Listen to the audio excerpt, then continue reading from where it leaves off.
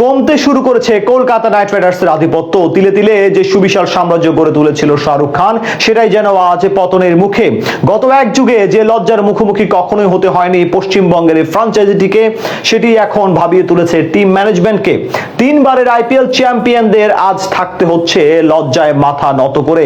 মৌসুমের প্রথম দুই ম্যাচে পরাজয়ের স্বাদ পেয়ে তবে কোন লজ্জার ইতিহাস গড়ছে আজিঙ্কা রাহানের দল, সেটা নিয়ে বিস্তারিত রিপোর্টে। তারকা খ্যাতি আর সমর্থকদের হিসেবে আইপিএল এর অন্যতম সেরা দল শাহরুখের কলকাতা নাইট রাইডার্স। শুরুর আসর থেকেই আইপিএল এর আলো ঝলমলে ইতিহাসে কলকাতার নাম লেখা হয়েছে সোনালী অক্ষরে। তবে এই সবকিছুই এখন পশ্চিম বাংলার ফ্র্যাঞ্চাইজির কাছে নিছক এক অতীত। বর্তমান সময়ে নিজেদের সেই দাপটের ছিটে ফোটাও দেখা যাচ্ছে না কলকাতার স্কোয়াডে। উল্টো এবারের আইপিএল এ দলটিকে লিখতে হয়েছে লজ্জার এক ইতিহাস। গত এক যুগ ধরে যেই লজ্জার মুখোমুখি কখনোই হতে হয়নি কলকাতাকে, সেটাই এবার পেতে হচ্ছে প্রথম দুই ম্যাচেই। এবারের আসরের প্রথম দুই ম্যাচেই পরাজয়ের স্বাদ বরণ করতে হয় কলকাতা নাইট রাইডার্সকে। মুম্বাই ইন্ডিয়ান্সের বিপক্ষে প্রথম ম্যাচে 221 রানের টার্গেট দিয়েও শেষ রক্ষা হয়নি কলকাতার। পরের ম্যাচেও একই চিত্র।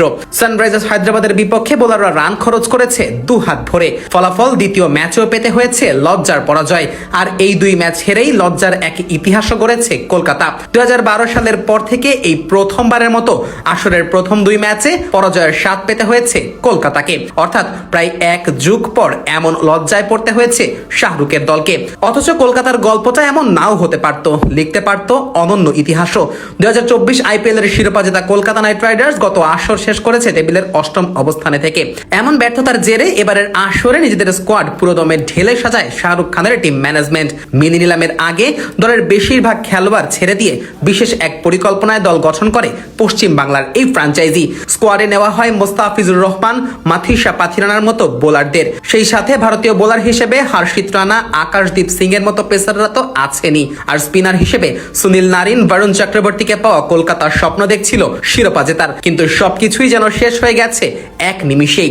বিসিসিআই এর এক সিদ্ধান্তে মোস্তাফিজকে নিজেদের স্কোয়াড থেকে বাদ দিতে বাধ্য হয় শাহরুখের ফ্র্যাঞ্চাইজি। এরপর যোগ হয় তারকা পেসারদের ইনজুরি। লঙ্কান পেসার মাথিসা পাথিরানা ইনজুরির কারণে বোর্ডের কাছ থেকে ছাড়পত্র পাননি। ইনজুরিতে পড়ে আসর থেকে ছিটকে গেছেন আকাশদীপ, হর্ষিত রানার মতো পেসাররাও। বরুণ চক্রবর্তীর স্পিনের সেই ধার কমে গেছে অনেকটাই। সুনীল নারিনও এখন আর নিজের স্পিন ভেলকি দেখাতে পারছে না, যার ফলশ্রুতিতে কলকাতাকে এখন শুধুই পেতে হচ্ছে হতাশা। কলকাতার এমন পারফরমেন্সে বড্ড হতাশ দলটির কোটি কোটি ভক্ত সমর্থকেরা।